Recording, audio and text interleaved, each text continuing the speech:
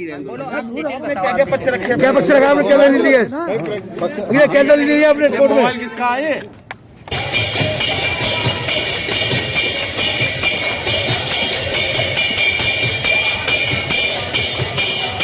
मथुरा में विराजमान श्री कृष्ण जन्म स्थान मंदिर और शाही ईदगाह मस्जिद के मामले में हुई दाखिल याचिका में सुनवाई हुई पूरी। न्यायालय ने आदेश के लिए किया याचिका को सुरक्षित। हिंदू महासभा ने भी पक्षकार बनने को दिया कोर्ट में आवेदन। हिंदू महासभा के प्रार्थना पत्र पर भी अभी कोई आदेश नहीं है। सिविल जज सीनियर डिवीजन मथुरा के प्रभारी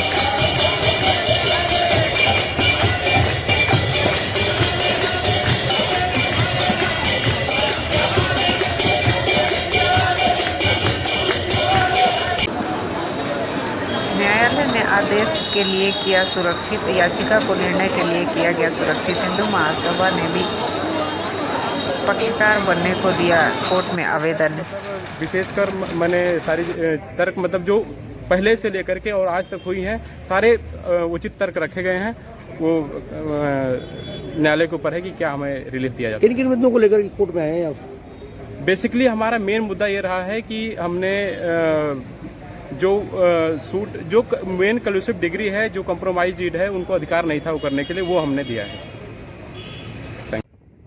अखिल भारत हिंदू महासभा के प्रार्थना पत्र पर भी अभी कोई आदेश नहीं हुआ है। सिविल जज सीनियर डिवीजन मथुरा की प्रभारी अपर जिला जज FTB सेकंड श्रीमती छाया शर्मा ने फैसला अभी मथुरा में विराजमान श्री कृष्ण जन्मस्थान को लेकर और मंदिर और शाही ईदगाह मस्जिद के मामले को लेकर फैसला अभी सुरक्षित किया है। न्यायालय ने आदेश के लिए याचिका को सुरक्षित किया है। हिंदू महासभा ने भी पक्षकार बनने को दिया कोर्ट में आवेदन। अखिल भारत हिंदू महासभा के प्रार्थना पत्र पर भी अभी तक कोई आदेश नहीं है। आज सुनवाई होनी थी जन्मस्थान मंदिर और शाही ईदगाह वाले मामले में लेकर के, तो सरकारी तरफ से क्या पक्ष रखा आपने?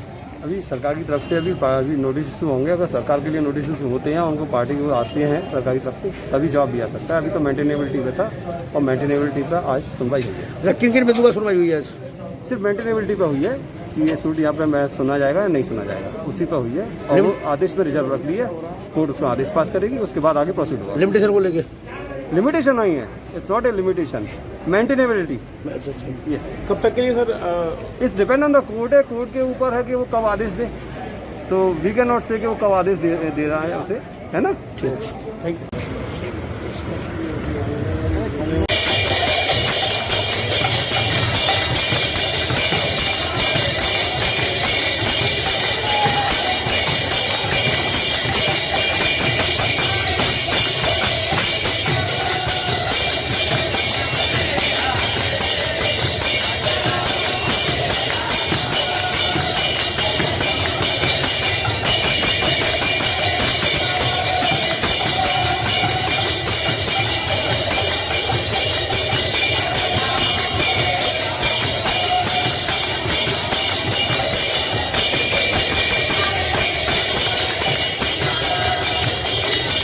क्या शुभ नाम वकील साहब का?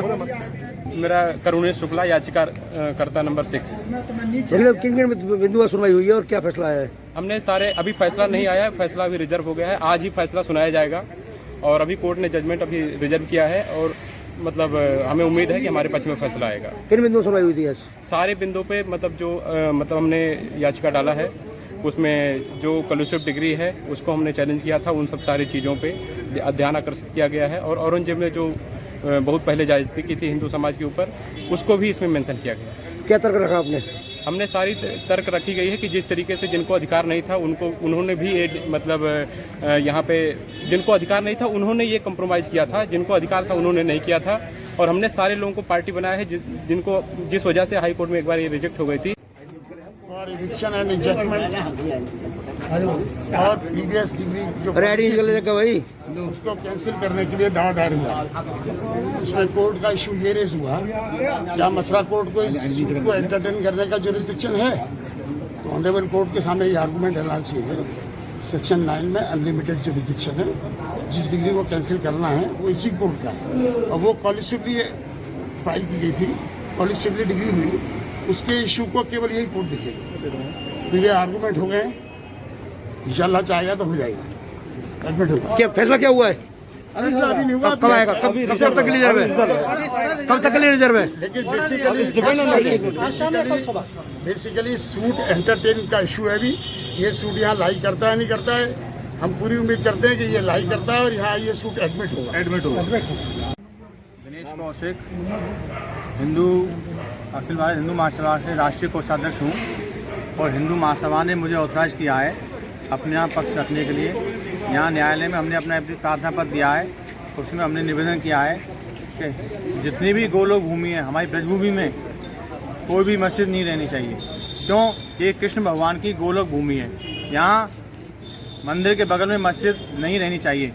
जब ये पूरे ब्रज की बात कर रहे हैं और ये मुकदमा चल रहा है, ब्रज का मामला है। सुनिए, सवाल सुनिए। ब्रज की मस्जिदों की बात कर रहे हैं और ये मुकदमा है जन्मस्थान मंदिर और शाही ईदगाह का। जी, हमने भी अपना पक्ष रखने के लिए इसमें न्यायालय में आवेदन किया है, और ये कृष्ण भगवान की जन्मभूमि के पास में मस्जिद नहीं रहनी चाहिए। क्यों कि लखनऊ वालों, बम्बई वालों को कोई आपत्ति नहीं है, आपत्तियाँ ब्रजवासियों को होती है, परेशानी ब्रजवासियों को आती है, डिस्टर्बेंस ब्रजवासियों को होता है। इसलिए ब्रजवासी होने के नाते और हिंदू महासभा के राष्ट्रीय कोषाध्यक्ष होने के नाते हमने प्रार्थना पत्र न्यायालय में दिया है। तो आज से पहले हिंदू महासभा कहाँ बैठी हुई थी, अब तक क्यों नहीं आई कोर्ट में? हिंदू महासभा ने पहले भी राम जन्मभूमि में अपना पक्ष रखा था। हिंदू महासभा जितनी भी हमारी ब्रजभूमि को हेरिटेज करना चाहती हैं, सबको पहले भी भारतीय संस्कृति पे जब भी कठोराघात हुआ है, हिंदू महासभा सबसे आगे आई है।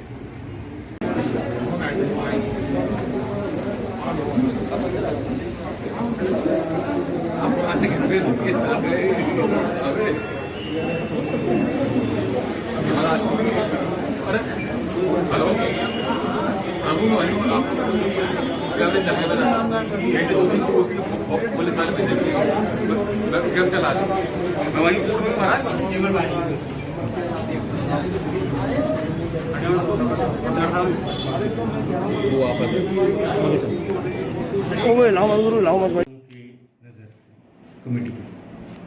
करोड़ों करोड़ कृष्ण भक्तों की श्रद्धा और आस्था का केंद्र है भगवान श्री कृष्ण की जन्मभूमि। यदि कोई न्यायिक व्यवस्थाओं और यदि किसी बात से उनको कोई अड़चन, परेशानी या असंतुष्टि है, अगर उन्होंने न्यायालय की शरण ली है, तो इसमें कोई भी विवाद का विषय नहीं है। यह उनका अधिकार है और उन्होंने अपने उस अधिकार को लोकतंत्र में प्रयोग किया। और जो पक्ष कोर्ट गया है, कौन है? क्या आप लोग भी हैं इसमें शामिल? अभी जो पक्ष कोर्ट गया है उसकी जानकारी अखबार और टीवी आदि माध्यमों से हमको पता लगी है। उसमें कौन कौन व्यक्ति ने ये मुकदमा दायर किया है अथवा कौन इसमें वकील हैं, उनसे ट्रस्ट का कोई भी प्रत्यक्ष अथवा अप्रत्यक्ष संबंध नहीं है। सर, ये पूरा जो 13.67 एकड़ जमीन का पूरा ये मसला है, इसमें मंदिर की क्या स्थिति है, ईदगाह की क्या स्थिति है, कितने जमीन पे कौन क्या है, अगर ये आप बता सकते हैं। लगभग 2.5 एकड़ से 3 एकड़ के बीच में मंदिर का मस्जिद ईदगाह बनी हुई है। शेष भूखंड आज भी श्री कृष्ण जन्मभूमि न्यास के स्वामित्व में है। और 1968 में एक समझौता हुआ था दोनों पक्षों के बीच में, उसकी क्या स्थिति है और क्या वो सर्वमान्य है अभी भी दोनों पक्षों में? देश काल परिस्थिति किसी भी कार्य के लिए एक बहुत ही महत्वपूर्ण बिंदु है। वह समझौता तत्कालीन ज्वाइंट सेक्रेटरी श्री कृष्ण जन्मस्थान सेवा संघ के द्वारा किया गया, ऐसा उल्लेख और अभिलेख है। वो किन परिस्थितियों में किया, क्यों किया, ये अभी विचार का विषय है। चूंकि विषय न्यायालय में लंबित है, न्यायालय के समक्ष जा चुका है, तो इस विषय का गहन अध्ययन किया जा रहा है और ट्रस्ट के अंदर और विधिवेत्ताओं से परामर्श करने के उपरांत इस विषय में आगे कार्रवाई की जाएगी। और जो याचिका कोर्ट में दायर की गई है उसमें ये कहा गया है कि जो समझौता 1968 में हुआ था वो गलत है। भगवान श्री कृष्ण और उनके जो तमाम भक्त हैं उनकी मान्यताओं के विपरीत है, इसलिए उसको खारिज कर देना चाहिए। दूसरा पक्ष ये कह रहा है कि उस समझौते के बाद से सामान्य स्थिति है, कोई यहाँ पे दिक्कत ही नहीं, कोई बाहरी आदमी आके ये कोर्ट में दायर कर रहा है, इससे ना तो कृष्ण जन्मभूमि मंदिर का जो ट्रस्ट है उसको कोई प्रॉब्लम है, ना ईदगाह वाले को कोई प्रॉब्लम है। देखिए भास्कर जी, श्री कृष्ण जन्मभूमि न्यास के पास भूमि का स्वामित्व है। लोगों की भावनाओं पर हमारा कोई अधिकार नहीं है, ना हमारा कोई हस्तक्षेप है। कोई आवश्यक नहीं है कि श्री कृष्ण जन्मभूमि न्यास अथवा श्री कृष्ण जन्मस्थान सेवा संस्थान द्वारा जो कार्य किए जा रहे हैं वह सभी को संतुष्ट कर सकें। जब ये समझौता हुआ था वो परिस्थितियां बहुत अलग थी।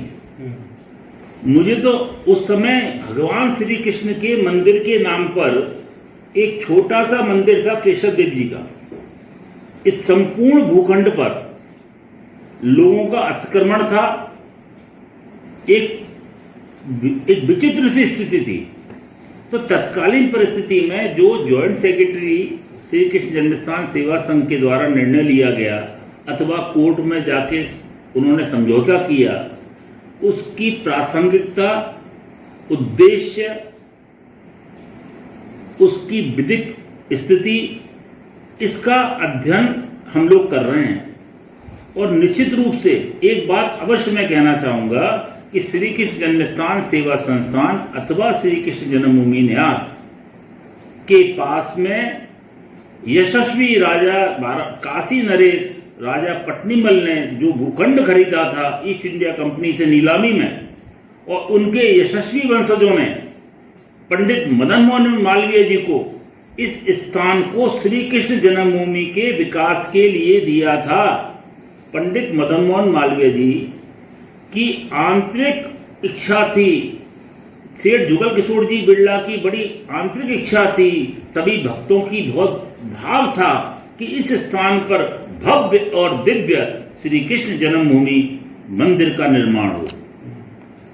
अब विषय यह है कि 1968 में जो ये समझौता हुआ है उसका चूंकि अभी तक ऐसा कोई विषय सामने नहीं था, अब उस समझौते के सभी वैधानिक बिंदुओं को देखा जा रहा है, उसको समझा जा रहा है, और जैसा निर्णय हमारे विधिवेत्ता और हमारे ट्रस्टीगण करेंगे उसके अनुरूप आगे श्री कृष्ण जन्मभूमि न्यास कार्रवाई करेगा। और एक सवाल और लोग उठा रहे हैं कि 1991 में सेंट्रल गवर्नमेंट ने एक वर्शिप एक्ट पास किया था। उसके तहत ये कहा गया था कि 15 अगस्त 1947 को जो आज़ादी मिली उससे पहले जिस धार्मिक स्थान पे जिसका कब्जा था, जिस धर्म का उसी धर्म करेगा, उसमें कोई बदलाव नहीं होगा। इसमें एक्सेप्शन के तौर पे सिर्फ अयोध्या को अलग रखा गया था। तो इसका मतलब ये है कि 1947 से पहले जो स्थिति थी वो यथास्थिति बनी रहे। उसके बारे में आप लोग क्या करेंगे? देखिए ना, 1991 में जो ये संविधान में एक संशोधन किया गया, एक एक्ट बनाया गया, उस एक्ट को यदि कोई कुछ भक्तजन संवैधानिक दायरे में अगर उसके लिए चैलेंज कर रहे हैं, अगर उनके पास में उसके लिए पर्याप्त तथ्य और साक्ष्य हैं, तो इसमें क्या आपत्ति है? अगर कोई आवश्यक नहीं है कि सरकार के द्वारा बनाए गए सभी एक्ट को से सभी संतुष्ट हों। कानून बनते हैं, लोग प्रदर्शन करते हैं, धरना करते हैं। यहां अगर कोई व्यक्ति न्यायालय की शरण में गया है, यदि न्यायालय में कोई विषय विचाराधीन है, अगर न्यायालय में उस बिंदु पर एक निर्णय की संभावना बनती है, तो सबको प्रतीक्षा करनी चाहिए, धैर्य रखना चाहिए। इसमें अधीरता की आवश्यकता क्या है? क्यों लग रहा है कि सांप्रदायिक सौहार्द बिगड़ जाएगा? क्यों लग रहा है कि क्या हो जाएगा? अरे कोई व्यक्तियों का यदि भक्त लोग गए हैं न्यायालय में, हम प्रतीक्षा करें न्यायालय के निर्णय की। और ये कितनी उम्मीद है आप लोगों को वर्तमान में जो सरकार है उससे कि इस तरह के किसी भी एक्ट को आड़े नहीं आने दिया जाएगा या कि उसमें बदलाव किया जा सकता है? क्या सरकार स्तर पे आप लोग ये कोशिश करेंगे? अभी हमने कहा कि अभी न्यायालय में बहुत ही प्राथमिक स्तर पर बात दाखिल हुआ है। पहले न्यायालय इसको एडमिशन स्टेज को तो पार करे, नोटिस इशू हो, उसके बाद हम अपने ट्रस्ट की स्थिति को देखते हुए, अपने कानूनी पक्ष को देखते हुए आगे निर्णय करके कोई ना कोई कार्रवाई अवश्य करेंगे। जहां तक सरकार का विषय है तो वो तो हमारी जो माननीय सांसद, हमारी सर्वोच्च संसद है, माननीय सर्वोच्च न्यायालय, ये इतने सारे इंस्टीट्यूशन हैं, संस्थाएं हैं, वह निश्चय करेंगे। लेकिन लोकतांत्रिक तरीके से अपनी बात को कहने में, रखने में कोई आपत्ति नहीं होनी चाहिए, ऐसा मेरा मानना है। कभी जानकारी में आया कि जो मस्जिद है उसका टैक्स, हाफ टैक्स और बार टैक्स जा रहा है, उसको मंदिर संस्थान दे रहा है, क्या कहेंगे? क्योंकि भूमि का आधिपत्य हमारे पास में है, उसका भूमि का स्वामित्व हमारे पास में है, इसलिए सामान्य सी बात है कि सभी प्रकार के टैक्स आदि का भुगतान श्री कृष्ण जन्मभूमि न्यास के द्वारा ही किया जा रहा है। कुल जो 13.67 एकड़ जमीन है उस सबका टैक्स हासिल होगा। पूरे संपूर्ण कटरा के शब्दे जो नीलामी में राजा पट्नीमल जी ने खरीदा था, उस संपूर्ण भूखंड का टैक्स श्री कृष्ण जन्मभूमि न्यास द्वारा दिया जा रहा है।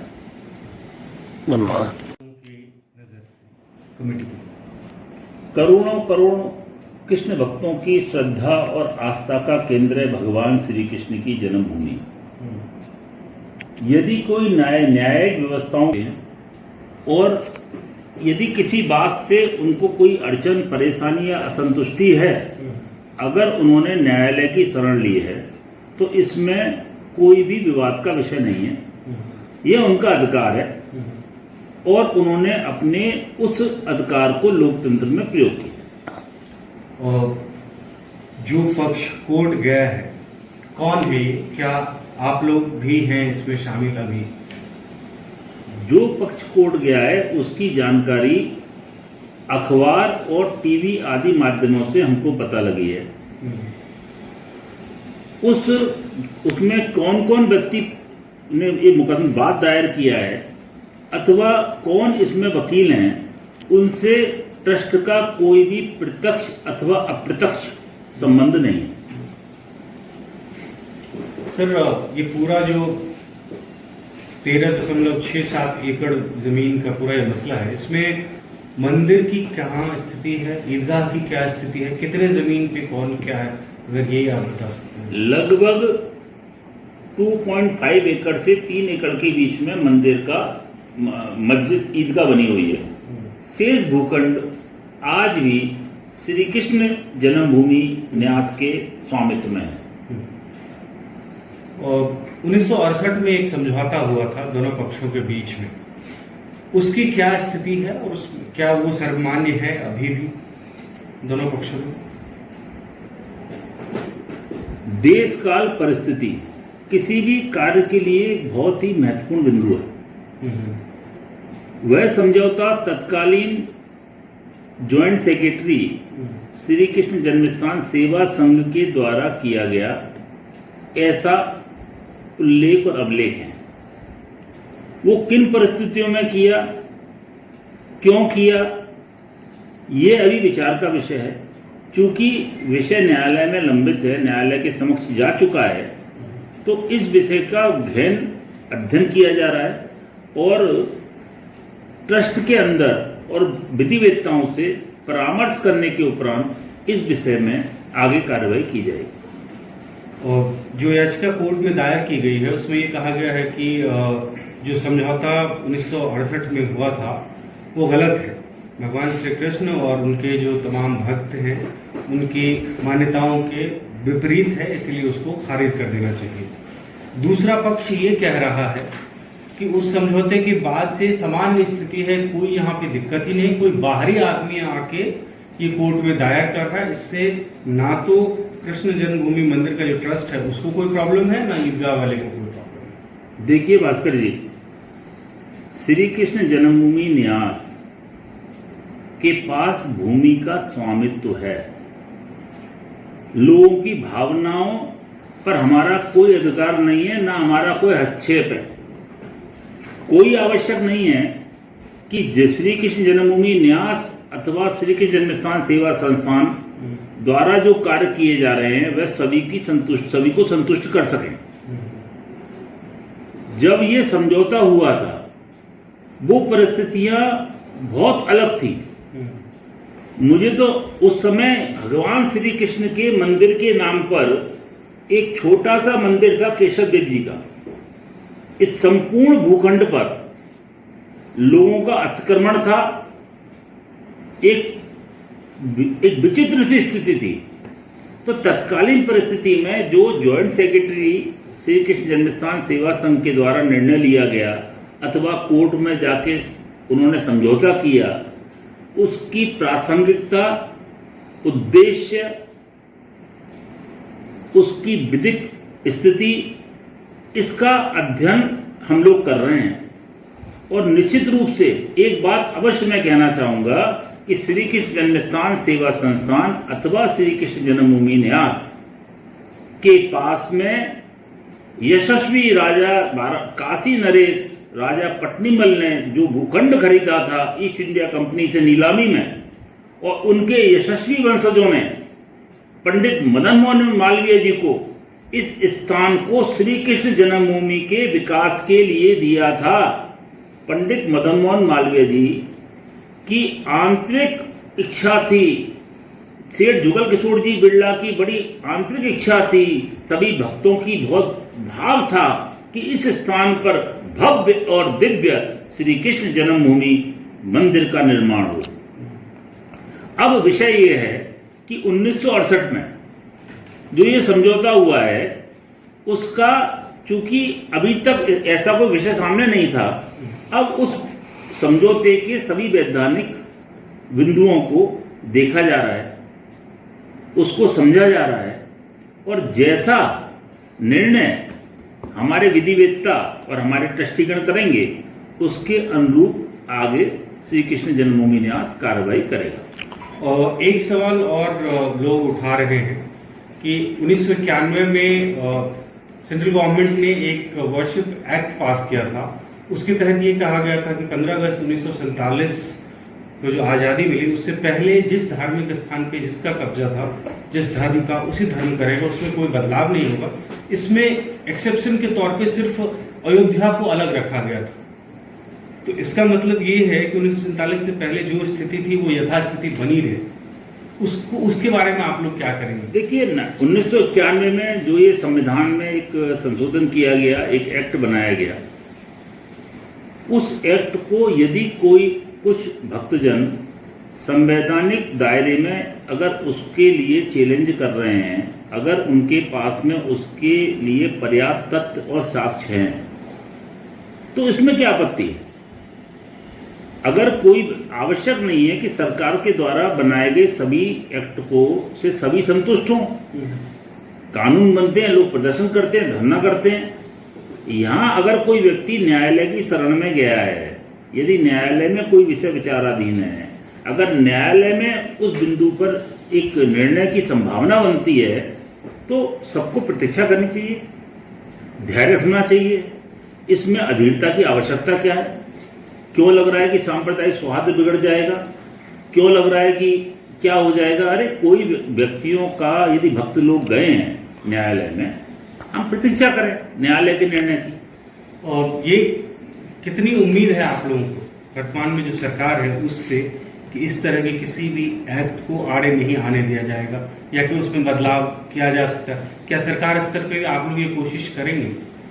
अभी हमने कहा कि अभी न्यायालय में बहुत ही प्राथमिक स्तर पर बात दाखिल हुआ है। पहले न्यायालय इसको एडमिशन स्टेज को तो पार करे, नोटिस तो इशू हो, उसके बाद हम अपने ट्रस्ट की स्थिति को देखते हुए, अपने कानूनी पक्ष को देखते हुए आगे निर्णय करके कोई ना कोई कार्रवाई अवश्य करेंगे। जहां तक सरकार का विषय है तो वो तो हमारी जो माननीय सांसद, हमारी सर्वोच्च संसद है, माननीय सर्वोच्च न्यायालय, ये इतने सारे इंस्टीट्यूशन हैं, संस्थाएं हैं, वह निश्चय करेंगे। लेकिन लोकतांत्रिक तरीके से अपनी बात को कहने में, रखने में कोई आपत्ति नहीं होनी चाहिए, ऐसा मेरा मानना है। कभी जानकारी में आया कि जो मस्जिद है उसका टैक्स हाफ टैक्स और बार टैक्स जा रहा है, उसको मंदिर संस्थान दे रहा है, क्या कहेंगे? क्योंकि भूमि का आधिपत्य हमारे पास में है, उसका भूमि का स्वामित्व हमारे पास में है, इसलिए सामान्य सी बात है कि सभी प्रकार के टैक्स आदि का भुगतान श्री कृष्ण जन्मभूमि न्यास के द्वारा ही किया जा रहा है। कुल जो 13.67 एकड़ जमीन है उस सबका टैक्स हासिल होगा। पूरे संपूर्ण कटरा के शब्दे जो नीलामी में राजा पटनीमल जी ने खरीदा था, उस संपूर्ण भूखंड का टैक्स श्री कृष्ण जन्मभूमि न्यास द्वारा दिया जा रहा है। धन्यवाद।